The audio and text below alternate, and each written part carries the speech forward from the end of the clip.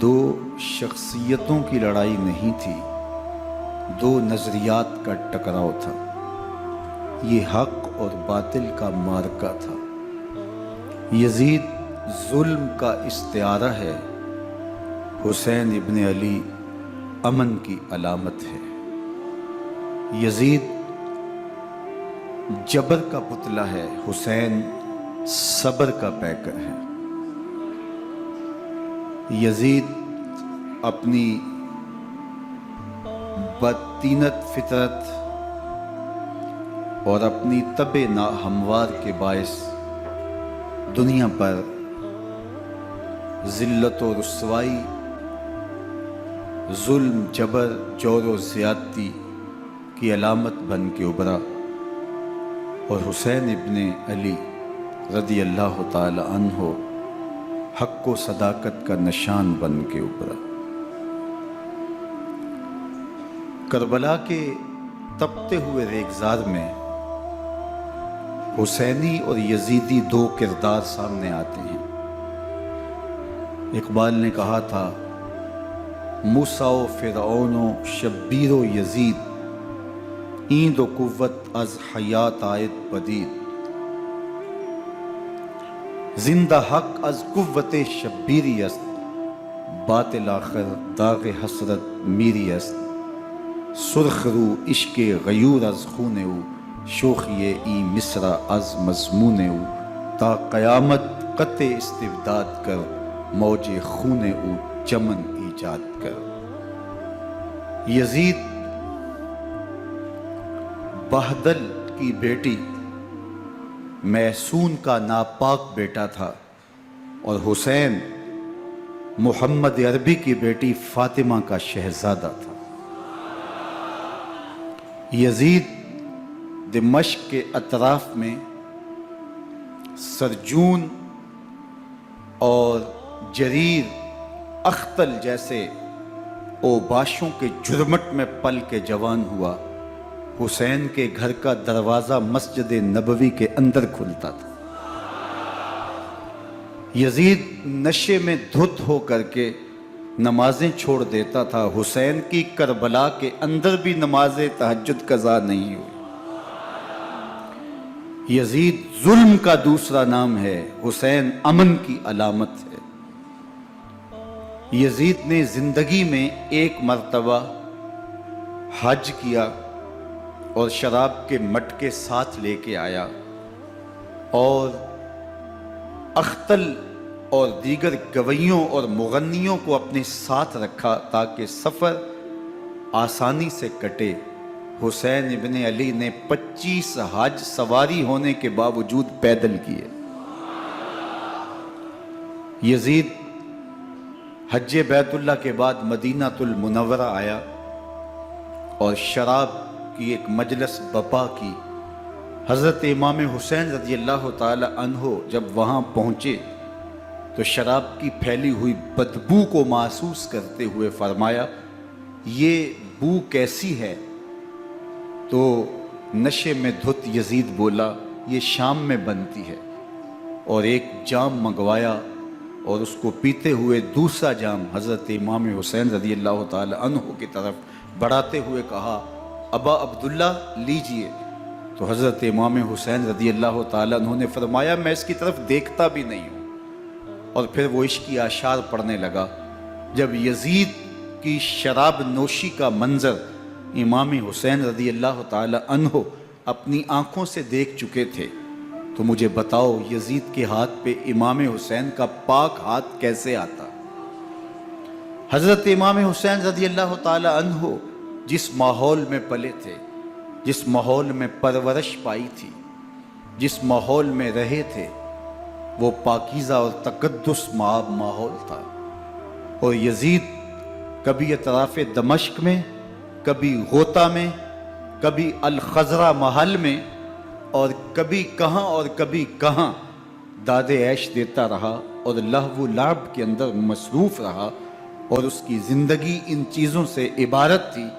وہ محرمات کو حلال قرار دیتا، شراب نوشی اس کی ہڈیوں میں رچی ہوئی تھی، اور شریعت بیضا کا مذاق اڑایا کرتا، اور حسین ابن علی رضی اللہ تعالی عنہ کی دوستیاں جن لوگوں سے تھی وہ عبداللہ ابن عباس تھے، عبداللہ ابن عمر تھے، حضرت عبد الرحمن بن ابو بکر رضی اللہ تعالی عنہ تھے۔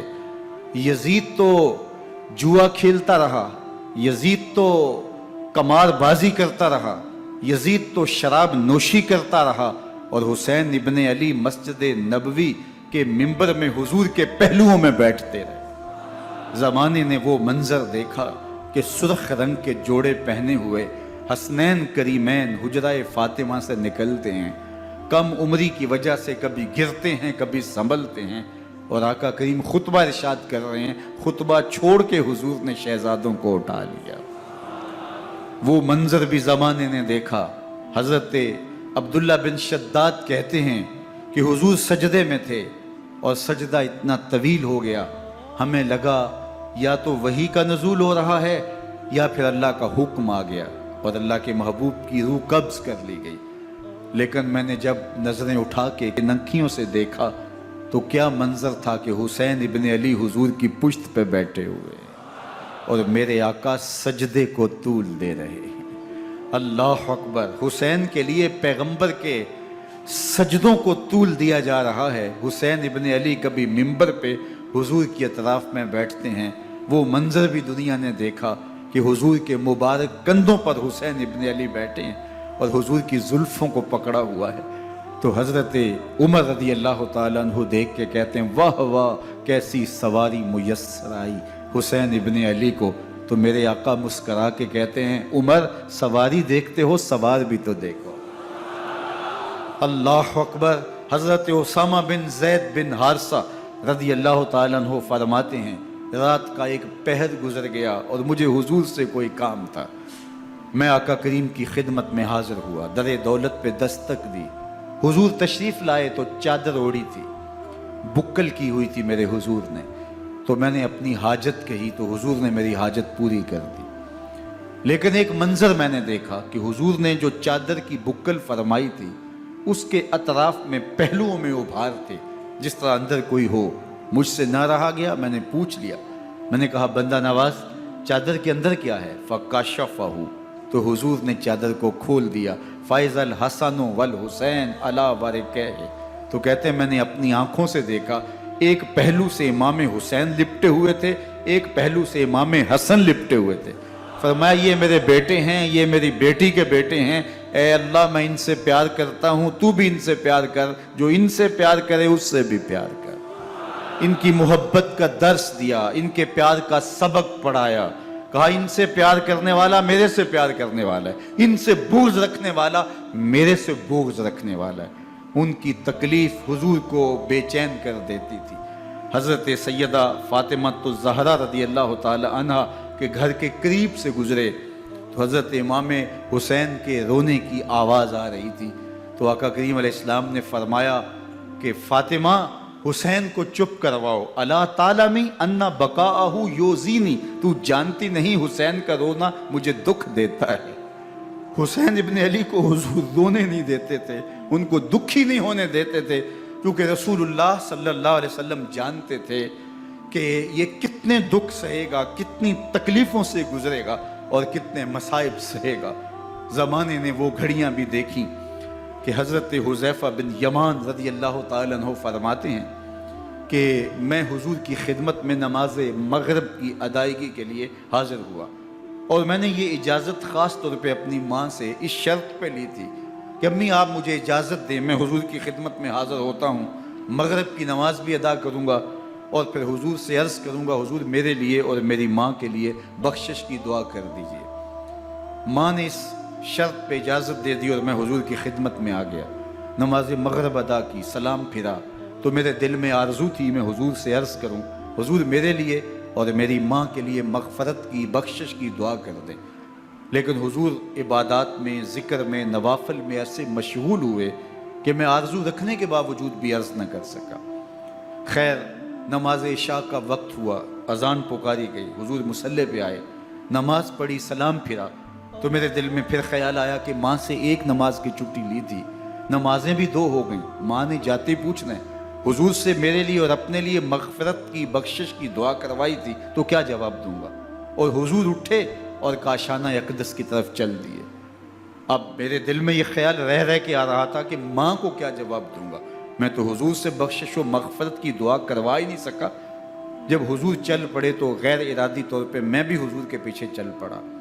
چلنے میں تھوڑی سی رفتار تیز ہو گئی جس سے قدموں کی آہٹ پیدا ہوئی۔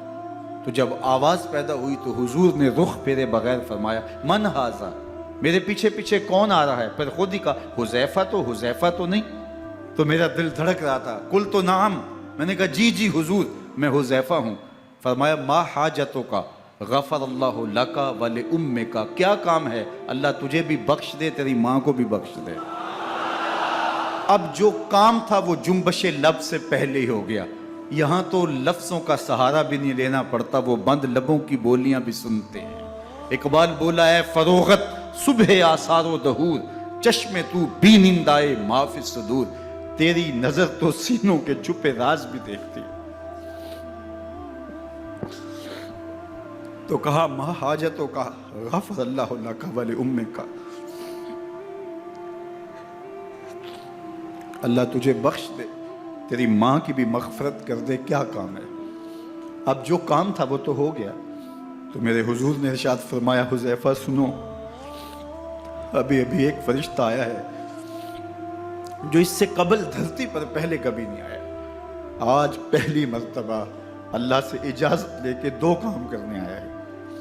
ایک تو مجھے سلام کرنے آیا ہے اور دوسرا خوشخبری دینے آیا ہے کہ آپ کی بیٹی فاطمہ جنتی عورتوں کی سردار ہے اور حسن اور حسین جنتی جوانوں کے سردار۔ ایک طرف یزید ناپاک میسون کا پلید بیٹا اور ایک طرف محمد عربی کا نواسا، فاطمہ کے دودھ کا اثر، علی المرتضیٰ کے خون کی تاثیر، رسول اللہ صلی اللہ علیہ وسلم کے کندھوں پہ بیٹھنے والا۔ ایک دن حضور نے امام حسین رضی اللہ تعالیٰ عنہ کے ہاتھ پکڑ لیے اور ان کے پاؤں اپنے پاؤں پہ رکھے اور پھر فرمایا بیٹے آگے بڑھو، اور ان کے پاؤں حضور کی پنڈلیوں پہ آئے۔ پھر کہا بیٹے اور آگے بڑھو، حتیٰ کہ ان کے پاؤں حضور کی رانوں پہ آئے۔ پھر فرمایا بیٹا اور آگے بڑھو، تو ان کے پاؤں حضور کے مبارک بطن اقدس پہ آئے۔ پھر بازوؤں کو کھینچ کے اپنے قریب کیا اور حسین ابن علی کے منہ میں اپنی زبان رکھ دی، اور وہ اس طرح چوس رہے تھے جس طرح کھجور چوسی جاتی ہے۔ تو اللہ کے محبوب علیہ السلام نے حسین ابن علی کو اپنی زبان کا لعاب دہن دے کر کے، وہ شیر رحمت دے کر کے، وہ کوثر و تسلیم سے پاکیزہ تر آب رحمت عطا کر کے ان کی ہمیشہ کے لیے پیاس بجھا دی، تاکہ کل کربلا کے تپتے ہوئے ریگزار میں حسین ابن علی کو پیاس کی شدت تنگ نہ کرے اور پائے استقلال میں لغزش نہ آنے پائے۔ ان نازوں سے پالے ہوئے حسین کو، ان محبتوں سے پالے ہوئے حسین ابن علی کو امتحان بھی اتنے بڑے درپیش تھے۔ یاری تیری سونا پر ازمیشہ تیریاں اگ، سونا پرکھیا جامدہ ہے نال اگاں دے لگ۔ جتنا بڑا شخص ہوتا ہے اتنی آزمائشیں بھی بڑی ہوتی ہیں۔ پیغمبر رحمت کی آغوش میں کھیلنے والا، حجرہ فاطمہ کا جانشین، مصلی رسول کا وارث، منبر رسول صلی اللہ علیہ وآلہ وسلم پر حضور کے مبارک پہلو اور گود میں بیٹھنے والا حسین، حضور کی زبان چوسنے والا حسین، حضور کے کندھوں پہ سواری کرنے والا حسین، آقا کریم علیہ السلام کے مبارک سجدے کی حالت کے اندر حضور کی پشت پہ کھیلنے والا حسین، جس حسین کا دروازہ مسجد نبوی کے اندر کھلتا تھا اور یزید کی کرتوتوں کے چشم دید گواہ تھے۔ یزید جب تخت نشین ہوتا ہے تو اسے یہ فکر ہوتی ہے کہ امام حسین، عبداللہ بن زبیر، عبداللہ بن عمر، عبداللہ ابن عباس یہ میری بیعت کریں، اور وہ ولید بن عقبہ کو لکھتا ہے کہ ہر صورت میں ان کی بیعت لو، اور اگر بیعت نہ دیں تو سختی کرو۔ حضرت امام حسین رضی اللہ تعالی عنہ کو بلاوا آتا ہے کہ آپ کو دارالامارت میں گورنر ہاؤس میں بلایا جا رہا ہے، ولید بن عقبہ کا پیغام آپ کو پہنچتا ہے۔ آپ اس وقت فرماتے ہیں کہ اس وقت جو پیغام پہنچا ہے وہ کسی خطرے سے خالی نہیں ہے، تو کچھ سواروں کو ساتھ لیا، کہا تم دارالامارت کے باہر کھڑے رہنا، اگر میری آواز بلند ہوئی تو اندر آ جانا، ورنہ تم انتظار کرنا۔ آپ اندر گئے۔ ولید بن عقبہ نے مروان کو بھی بلایا تھا۔ مروان بن حکم یہ گورنر مدینہ ولید سے پہلے رہ چکا ہے، تو اس نے مشورہ دیا کہ سختی کی جائے۔ خیر ولید بن عقبہ نے کہا کہ یہ خط ہے، حضرت امیر معاویہ کا انتقال ہو گیا اور یزید تخت نشین ہوا ہے، لہٰذا وہ آپ سے بیعت کا مطالبہ کرتا ہے۔ تو حضرت امام حسین رضی اللہ تعالیٰ عنہ نے فرمایا کہ میرے جیسا شخص یوں چھپ کے بیعت نہیں کر سکتا، اور آپ واپس پلٹے۔